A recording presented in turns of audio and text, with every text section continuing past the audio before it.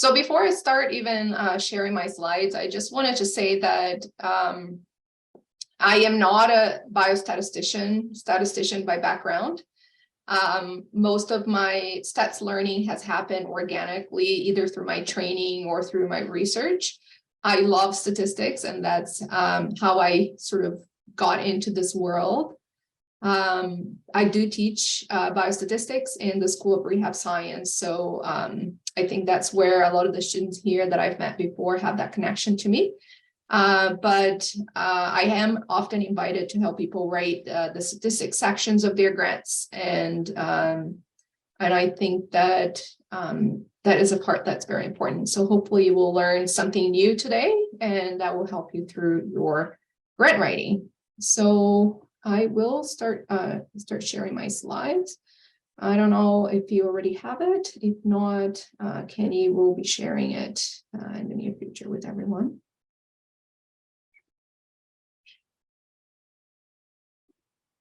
I have many screens, so sometimes I get lost on my screens. Can you see it? Awesome. All right, so what I will be doing today, I will talk a little bit about the grant tax and organization of your grant. Talk a little bit about the statistical analysis section of the grant, how you can address some of your statistics within the appendix of your grant. And then I'm going to add some additional considerations in terms of statistical analysis. And one thing that I was going to say is that it's really hard to track the chat while I'm talking. So if you have any questions, please go ahead and interrupt me. You can raise your hand, or you can, just unmute yourself. We can try to make this very sort of more conversational, informal. So if you have any questions, don't mind interrupting me. And as the slides goes, you don't have to wait until the end. Okay. So this question here is, do you know statistics? Because I think a lot of people have fear about statistics and don't even know how to start writing the statistical section of a grant. And the truth is, a good and a bad statistical section can make or break a grant application. So if you have a perfect grant and your statistical section is not very good, your grant is probably not going to be funded. If you have a grant that, is simple, is straightforward, is probably not the most robust grant, but you have a very strong analysis, it might actually catch the eyes of your assessors. So it's important that you really take in consideration how you address this. Also, consult a statistician if possible. And it's not just for the statistical section, for all your grant. If you can consult somebody that has expertise in this, that is a tip that I give to you. Don't try to do it all by yourself. Get your supervisors, get somebody in your grant, a co-investigator that can help. So that's the other part. Having a statistician as a co-investigator in your grant is a huge plus. In fact, I've had CIHR reviewers asking me to add a statistician within a grant. And only after that happened, that we got funded. So if you don't have, if there's no room for a statistician co-investigator in a grant, at least try to consult them.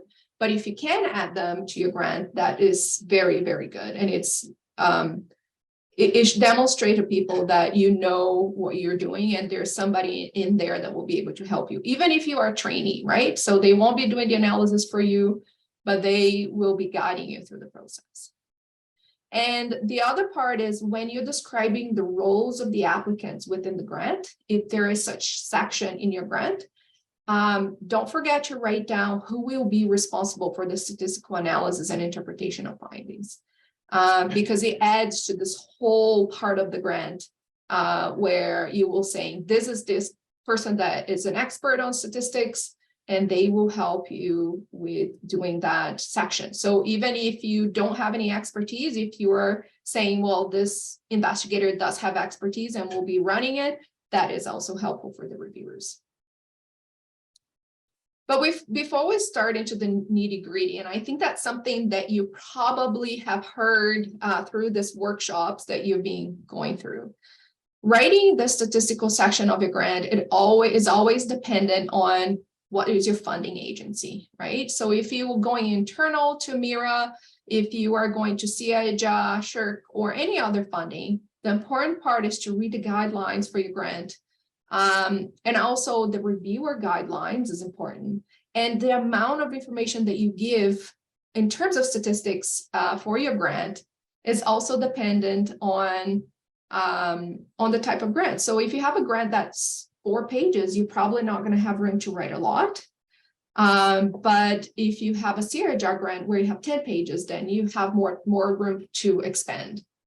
But one thing that you will see from my presentation today, an analysis plan for a grant is not just the statistical section of a grant. There is a lot more that relates to statistics than just writing that statistical section. So for example, if somebody comes to me and asks me to help them in a statistical analysis, the first thing that I'm gonna ask them, what is your objective of the study? What is your research question? That will guide me into what type of statistical analysis that I'm doing. And am I going to be looking at predicting an outcome? Am I looking at comparing outcomes? Am I looking at psychometric properties? Because the objective is going to tell me what statistics you're going to be using. The other part is the outcome measures, right? I will ask, usually, yes, you want to look this. What outcome measures do you have? Do you have a continuous outcome measure? Do you have a dichotomous outcome measure? What type of outcome measure do you have? And also your methods. So are you measuring something 2 times, 3 times, 4 times? Who is doing it? Because the statistical analysis is dependent on all of the pieces of the grant. So when I think about statistical analysis plan, I think about the whole grant in total, and the statistical analysis section is the end result of it. So if you don't have a good objective that is aligned to your outcomes and is aligned to your statistical section, then having a beautifully written statistical section is not going to help you.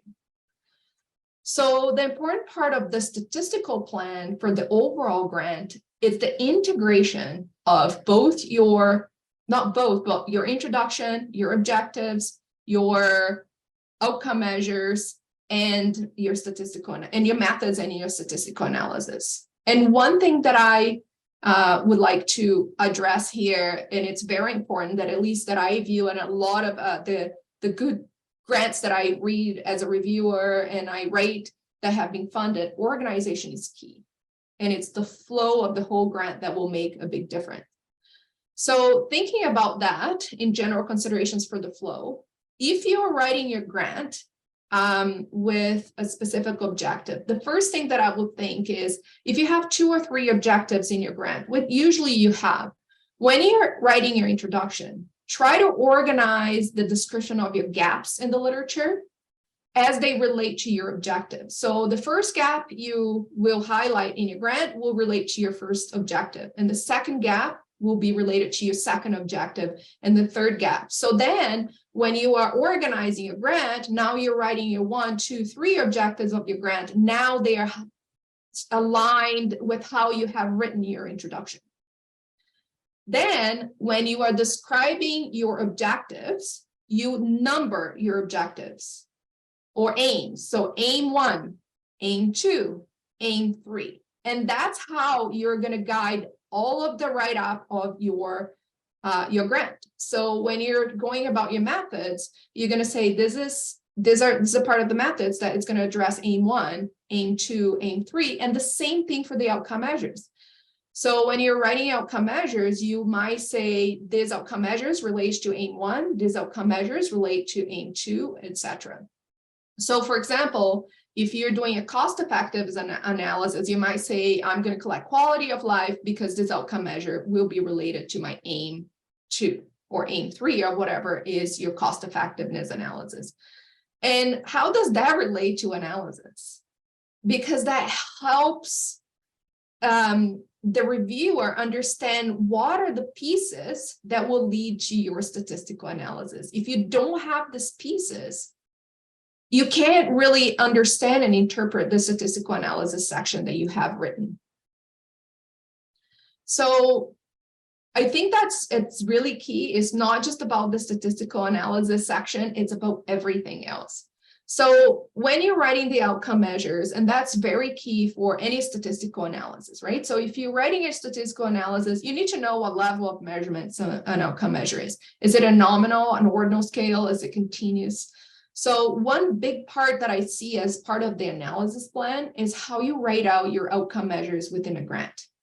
So if you are collecting an outcome measure, first of all, you need to explain the outcome measure. So how many items there are, does it go to a summary score, how the results of your outcome measures are calculated, and how does it represent? Is it a nominal scale? Is it an ordinal scale? Is it a continuous measure? And if it is a continuous measure, you need to say, what is the range of possible scores? Is it from 0 to 20, 0 to 100? What is the range of possible scores? Because if you don't have that, then you don't know how the analysis is going to be done. And obviously for those that understand a little bit of the statistics, this is crucial in setting up your analysis plan, right? If you can, so this is additional, it's not related to the statistical analysis, but if you have room, don't forget to put the psychometric properties of your outcome measures in there, because it helps. You don't have to outline everything. You can just say there is evidence for reliability, validity, and responsiveness, and then you reference, right? So you don't need to say the reliability is this, and right, like you don't need to go that far. You just need to demonstrate that you understand that this outcome measure is a good outcome measure and why you're choosing it. So what I decided to do is to give an example of some of the one of the grants that I have written in the past, and hopefully that will help you as we move forward. So these are the aims of a grant, a CIGR grant that was funded a few years ago. And I had 3 aims on that grant. So the first aim was to see whether there was this questionnaire that was an effect modifier for the response of exercises at 12 months follow-up. So that was aim 1. And then I wrote the hypothesis after the aim 1. Right? So that is very helpful because it helps you set up the hypothesis for your statistical analysis as well. Then I had the aim 2, which was related to the cost effectiveness of the intervention. So the people that are matched to the intervention based on the effect modification, is it more cost effective or not cost effective? And then the last aim was an exploratory aim, which my grant, when I say exploratory, my grant is not powered to be able to evaluate this, but I wanted to see, are there any other effect modifiers in addition to this? So writing the aim 1 and aim 2 and aim 3 is important to organize your grant. And then when I wrote my analysis plan, with my analysis section, I am actually saying, this is the statistical analysis from aim 1 and 3. And this is the statistical analysis for aim 2.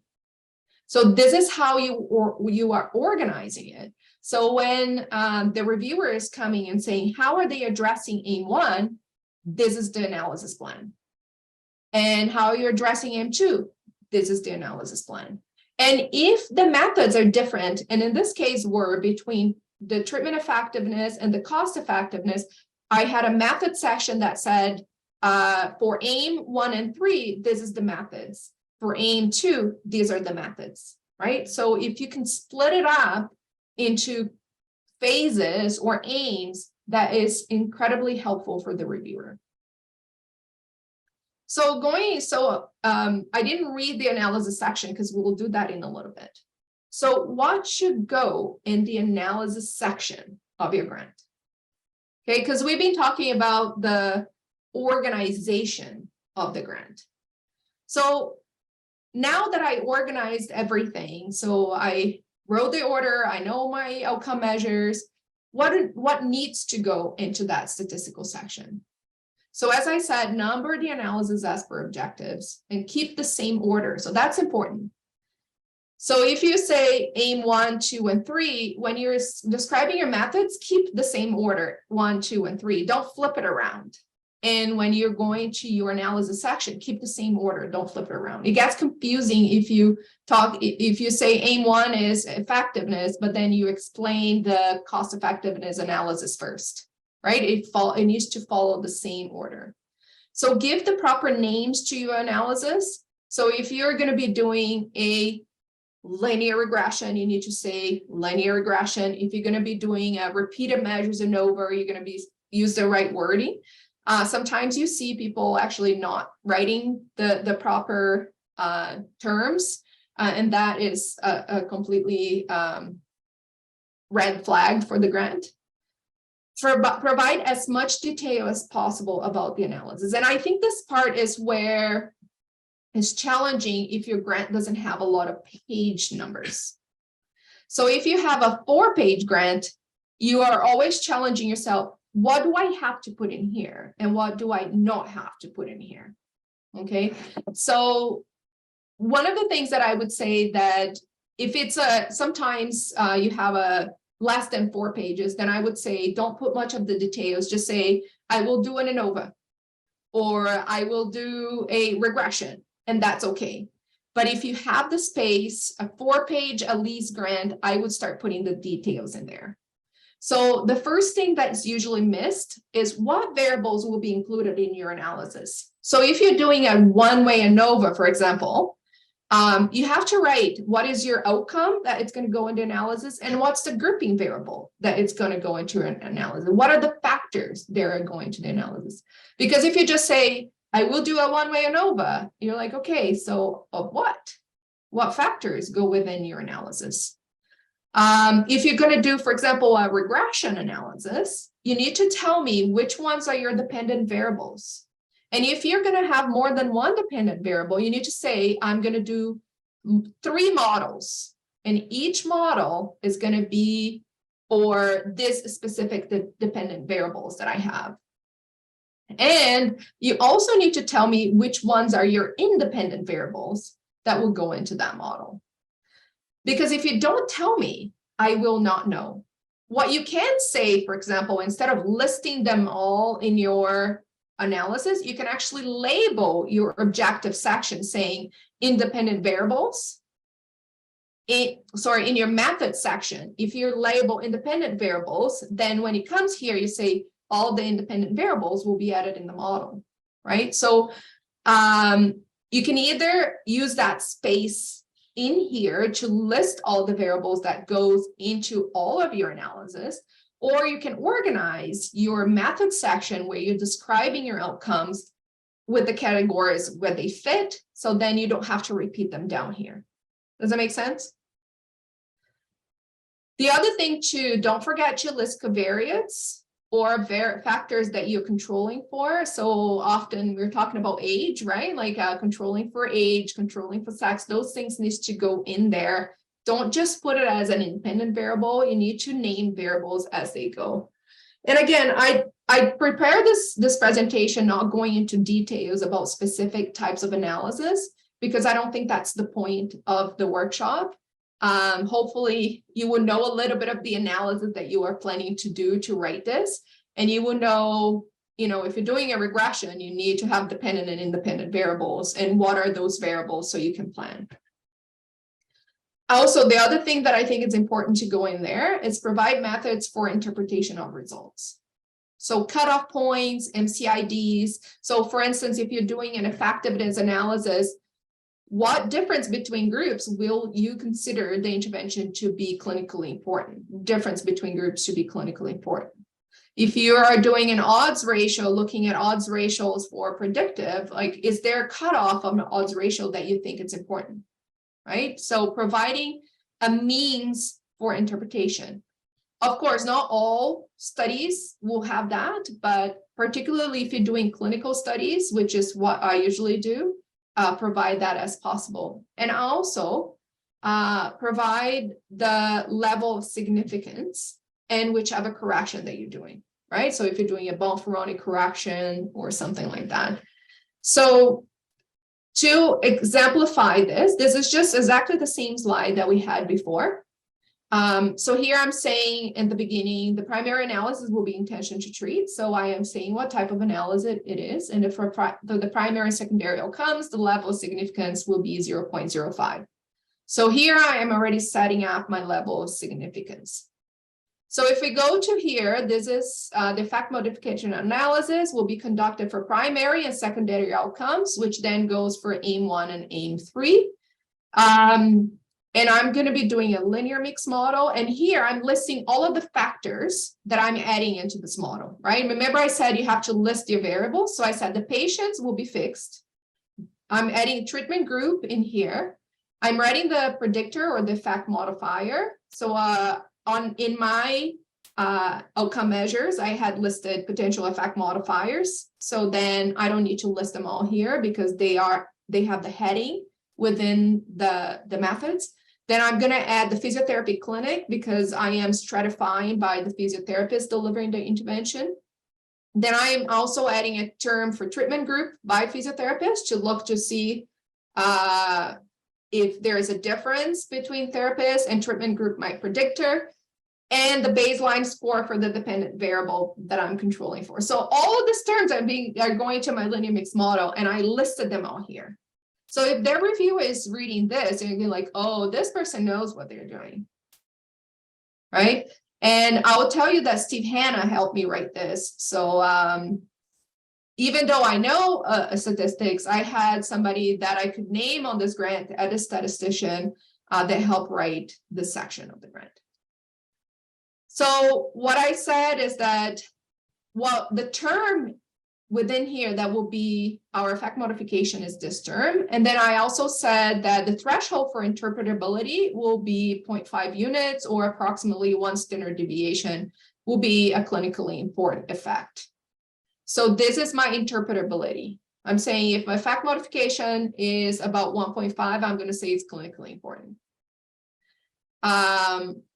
So you can see that all the terms that I've listed here in this slide, data analysis section, is represented within this section. It is a pretty large section, but I would say this is a very complex statistical analysis. You can write this for linear regression or an ANOVA within 3 to 4 lines at the most. Right? So don't forget to add all of this information here. So a word of caution here, properly name the elements of the analysis. So if you, for instance, example, doing a linear regression and you're not calling them dependent variable or independent variables, it might be confusing, or if you switch both, right? So make sure that if you are writing this, you look at examples in the literature of how people have written it, and also go into your statistical books and see how they actually write it, to be able to write it properly, because writing the incorrect elements or not using the proper wording is challenging. Also, use the correct analysis for each level of measurement. And I see this actually as a reviewer, I see this happen more often than not. So the most common mistake that I see is people collecting count data and using, treating them as continuous, whether it's actually account data, and not thinking of the Poisson regression and other things that need to be done. The other thing to make sure you propose an analysis for all your objectives and all of your outcomes. So if you list 5 objectives, you need to have described the statistical analysis for all your 5 objectives, because if you don't, then people are going to be asking, how are you going to do this other objective? And that's a very problematic thing within a grant. So if you don't address all of them, then that's challenging. And the other thing is report it for all of your outcomes. So a lot of the times people say, why are you collecting this outcome measure if you're not doing anything with it? What is the burden on the patient for collecting this outcome measure if you're not analyzing it? So if you list 30 outcome measures and you in your analysis plan, you list 10, I'm like, so what are you using these other things for? Is it for descriptive? Yes, but if yes, then you need to tell me. Okay. So provide an explanation on how you're using every single measure that you're collecting within your study. And I have actually, one of my first few grants that I have written, I actually had some parallel objectives that I wanted to answer with that grant. So I have added sort of this outcome measures within this grant. And when people ask me, why are you collecting this? I'm like, oh, because I have this question that it's not part of the grant that will be helpful for me to answer. Well, then don't add it into your grant, right? So you will have to add it into your ethics application. But if you're adding one outcome measure, just as a side question, maybe a question that another graduate student can answer, then you don't have to report it within your grant, because that's not the research question of your grant. And another part, you need to be careful to adding too many objectives in your grant, then it adds too many outcomes and too many analysis, right? So that's part of the grantsmanship that you're going to have to figure out how to do it. But every single outcome measure in your grant needs to be linked to an analysis and to a purpose. You can't just be collecting things because you're collecting things, unless you're doing a database analysis, right? Like where you're doing a registry where you're collecting all types of outcomes that you can, and hopefully somebody will find a use for it, which is different. Like if you're applying for a grant for like the CLSA, for example, and that's a completely different story. So the other thing that I was going to say, you have all of these pieces here. I'm going back on my slide, so I went back to the slide. One thing that you can see here that I did not write on this grant saying, I will use descriptive statistics to describe my demographic characteristics. You don't need to write this within a grant. You need to write this within your paper when you're writing it. But what it's really important here is how you're going to address the objectives of your grant. So describing the population in most types in the grant, unless this is the goal of your thesis, of your paper, to describe the population, you don't need to spend the time here saying, I'll use descriptive statistics to describe the characteristics of the population. You can forego that part. But the other part here is that we have this aim1. I have many outcome measures. I have one primary outcome and a bunch of secondary outcomes. And I also have a bunch of potential effect modifiers. I have 3 aims. It starts getting confusing, right? So my suggestion is, if your grant allows you to add appendix, add a table of statistical analysis. That is really good, and it's really seen with good eyes when you're doing this, and it will help you as well when you're writing your grant. So for the same grant, I have an example here where you put 3 columns: outcome, the hypothesis, and the methods. So my primary outcome for this was the impact of low back pain, which was a 9 items promise questionnaire, and a score from 88 to 50. Right? So my hypothesis that the program will be better at improving. Oh, so sorry, this is a different study, not the same study. Will be better at improving the impact of low back pain compared to another intervention. So it's a randomized controlled trial where I'm comparing 2 interventions. So here I write the plan. Repeated measures, linear mixed model is going to be used, and this is what is going to be done. For the secondary outcome now, I have the patient-specific functional scale. And it's exactly the same analysis. So I just copy and paste. And the Oswestry Disability Index. In case the outcome measure now, which I had one that was account data, now I moved it to a Poisson regression, right? So for every single one of your outcomes, every single one of your predictors, you can write this analysis plan to help organize. So this table actually was a 3-page table, where I had organized all of the analysis that I was planning to do for all of the outcomes for primary and secondary outcomes. This is another example. So this was for the cost evaluation. So the economic evaluation, I had the outcome, the cost effectiveness analysis, and the cost utility analysis.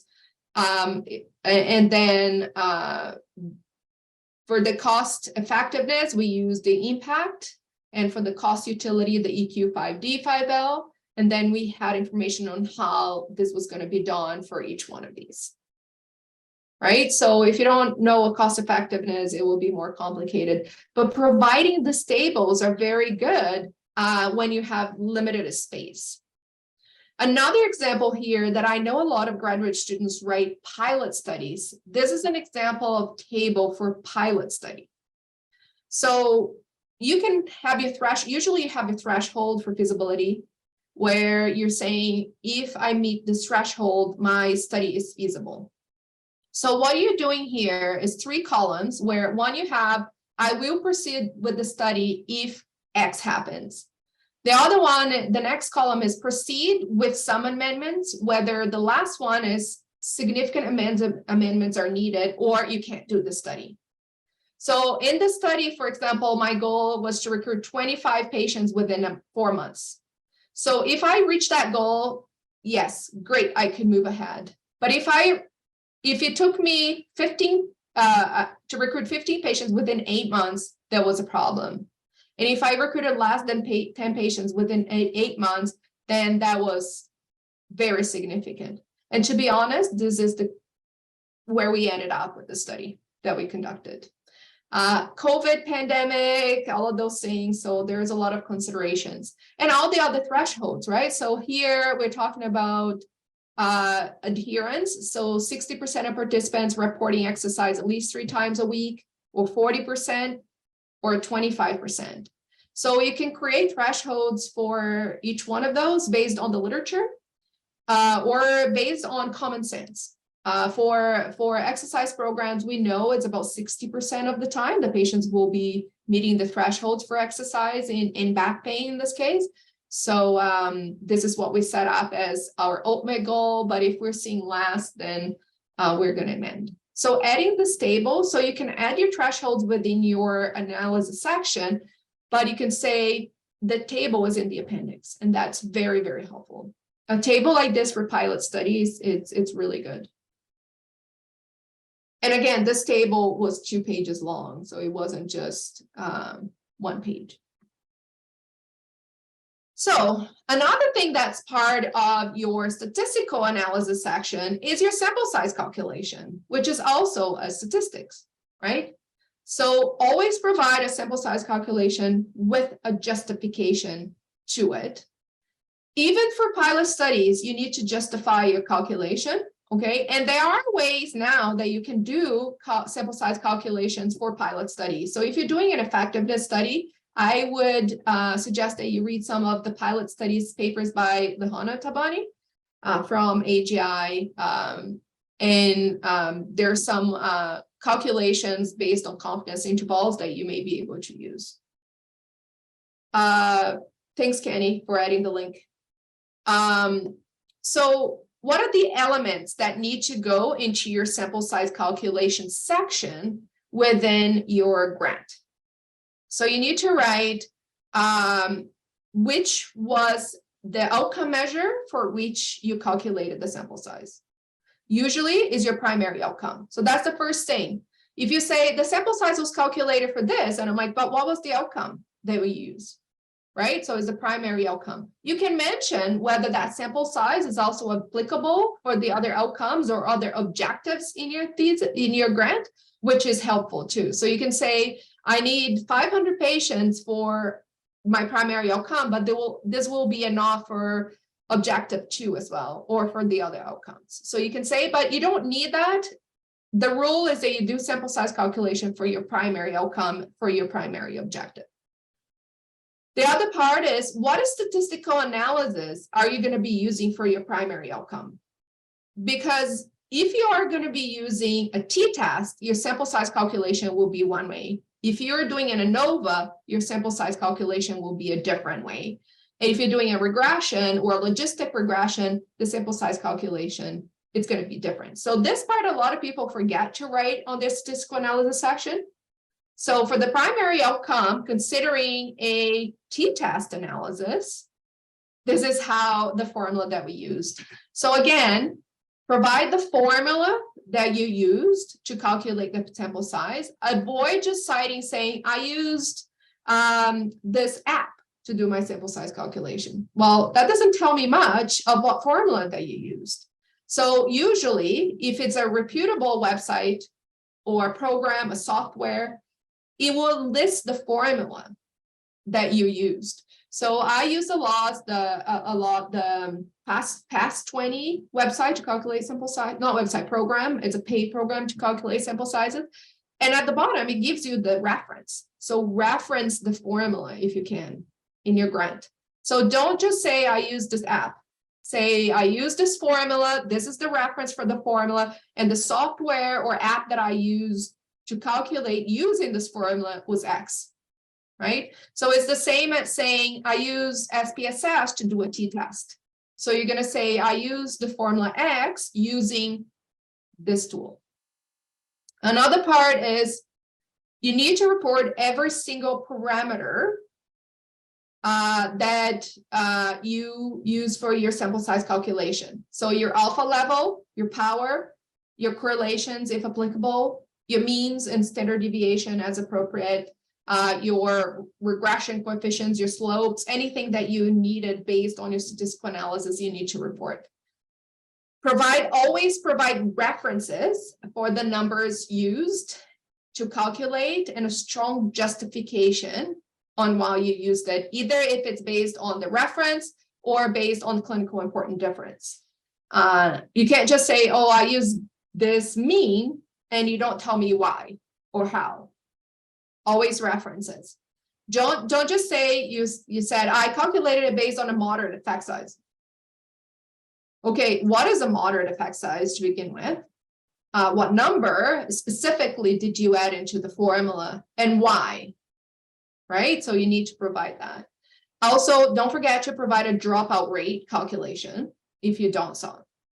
Okay, so an example here, this is the same study that I have. It was like the first example, not the table examples. So here I'm talking about interaction effects. I know this is a little bit of a complex. This whole section here, I'm justifying why I'm using my mean and the standard deviations for the questionnaire, right? Like, so I'm justifying my values. And here goes the part. Sample size was calculated using PAS16, using the software for mixed models. So now I'm telling the statistical analysis. I already said the ODI at 12 months with my primary outcome.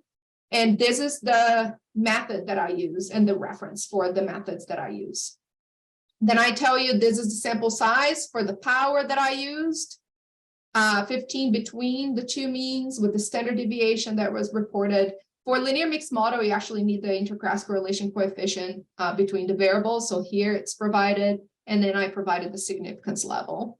Then here, because of the section that I'm saying, I had to multiply my sample size by 4 and also address the 15% loss to follow up.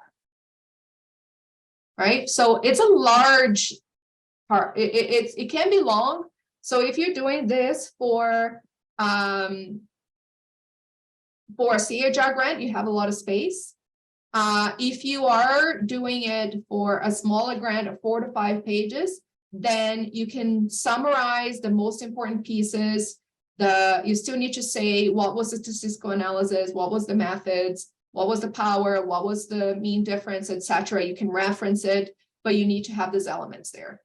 Otherwise, it's not very good. Is that okay so far? Okay, so I just have some additional considerations in terms of statistical analysis that will make this a little bit more wholesome. So consider doing sex and gender analysis. If you are doing that, cite the guidelines that you use. So you can say, oh, based on SAGER guidelines, with the sex and gender guidelines for doing that analysis. Or you can say, based on the CHR training or the CHR webinars that are available, we decided to do sex and gender analysis. Don't forget that if you are doing a sex and gender analysis, which you should be considering, integrate it within the grant. Okay, so add it as much as you can within the background. So what do you know about sex and gender differences about the problem that you have? add that as part of one of your aims, or at least add sex and gender as terms within your aims.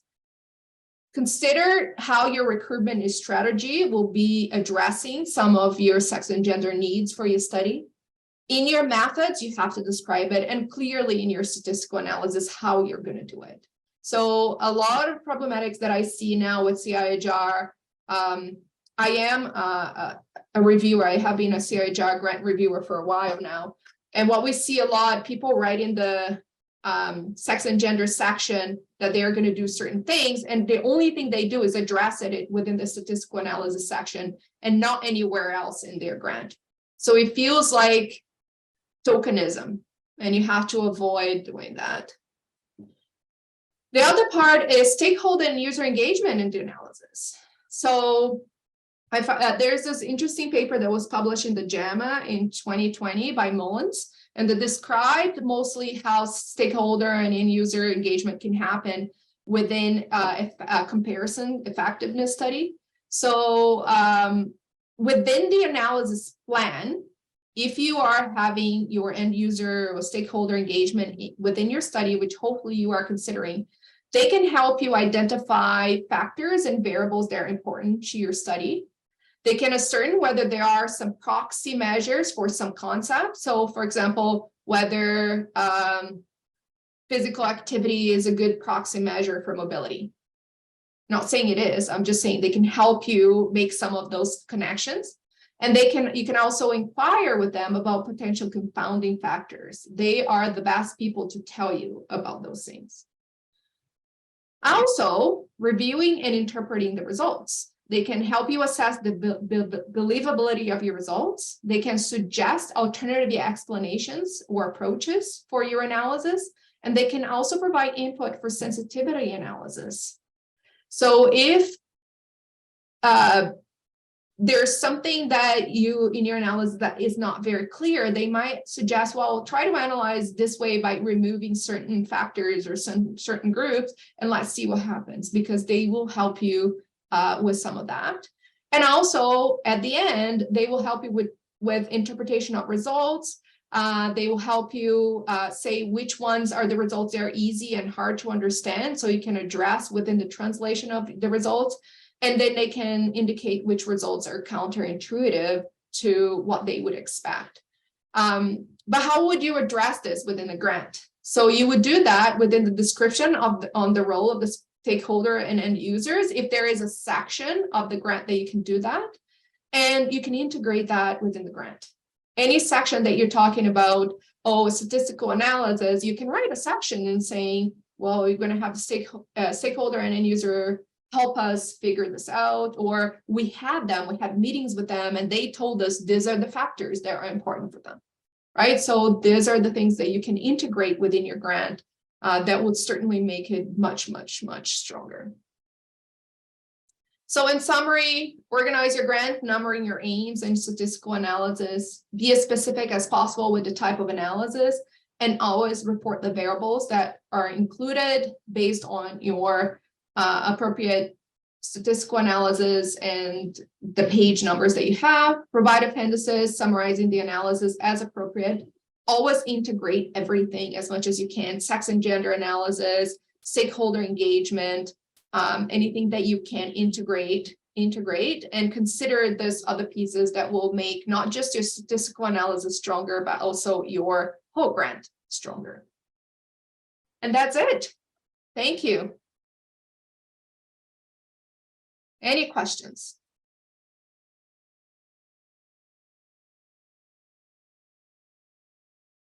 Looks like we have one in the chat from Diego. He asks, could I say that the statistical treatment is chosen according to the researcher's preference, as long as it's for the proper purpose? Just as an example, today I'll use an ANOVA instead of the t-test.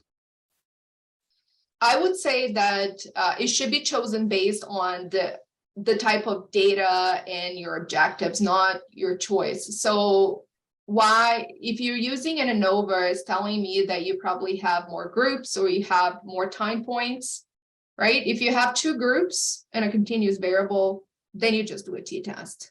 So what will tell you what type of statistical analysis that you're doing is your data, your research question, and the methods that you've implemented to answer that. And that's the part that I'm saying that you probably need to reach out to a statistician as a consultant or as a co-investigator on your grant to help you make sure that you are selecting the most appropriate statistical section within your grant. And sometimes if you're reaching out to somebody that doesn't have a lot of experience with grants, they might not know what elements you really need for your grant. So it will be you working with them to make sure that you are selecting the pieces that you need to add to your grant. I actually have a quick question. Well, maybe it's not so quick. If you have, say, very complex statistics, I know for me, I really struggled with trying to get across, say, a latent class analysis, right, to a reviewer who, you know, in all likelihood won't be familiar with that kind of test and all the requisite assumptions and whatnot. So how do you balance between trying to be too detailed, sufficiently detailed, or just giving a high level overview? What are your thoughts? That's a good question. I would say that understanding a lot what you're trying to do with a latent class, or sometimes you think a rash or something like that, may go in your introduction and in your methods while you're describing what you're trying to do. Because you're saying, I'm trying to understand, you know, identify phenotypes, right? Like, so what are phenotypes? If you're explaining that when you're talking about the latent class, it's not going to be something that's completely out of the blue. So if you set up your methods in your introduction for people to understand what you're trying to do, then I think most reviewers know that, oh, a latent class is an appropriate methodology, right? And then when you put the details in there, yes, there will be most reviewers won't understand what the details are, but you need to put them in there. So if there's somebody that knows it, they will, they know that you know what you're doing. So I think you have to put the details there. You can simplify it. If you have to explain, you can explain. So some examples that you see a lot where they explain the pieces are rash analysis, because outcome measures is a simple concept, but a rash is complicated, where people say, well, this part is, we do it this way because of this. This part we do it this way because of this. So if you have a lot of space, you can explain the steps, but usually you don't have a lot of space in a grant. So just give the details, summarize that you need, give the specifics, but you can simplify what you're trying to do within the general text of your grant. Does that make sense? Got it. Yeah. So err on the side of being detailed, but only if you have room. Yeah, exactly. Thank you. I do just want to thank Dr. Macedo for today's session. It was incredibly helpful. And as someone who really enjoys stats, I was particularly engaged in this one. So thank you so much.